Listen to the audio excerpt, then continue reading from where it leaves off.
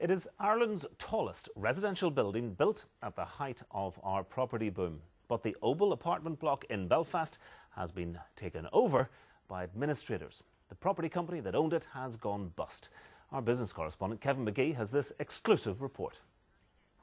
Standing 85 metres tall, the Obel Tower represented a brash statement underpinning the property boom of 6 years ago.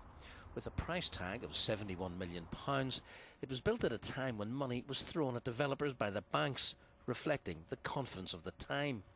Now, though, it will be seen as a permanent monument to the collapse of the property market. Unable to pay its debts to the Bank of Scotland Ireland, the company that owns it, Donegal Quay Limited, has gone into administration. That's a far cry from when people were queuing up to get their hands on one of the apartments during the boom. Late 2004-2005, this is when these properties came to the market, and they were being sold off plan. And at that time, the demand was so huge, there were waiting lists, and there were thousands of names on the waiting list. And you could have sold 2 or 3 Obel towers. As with any other city centre scheme, the demand was so effective at that time as well, because people had availability of credit, easy access to finance. Changed times now, of course. But today, the reality is very different. Of the 282 apartments in the building, about a third have been sold. The ownership of around another third is in dispute over contracts, and the other 1/3 remains unsold.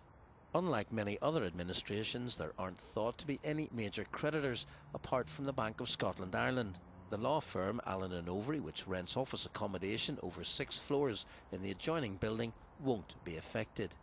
People living or working in the Obel Tower probably won't even realise it's effectively under new management, but this administration is symbolic.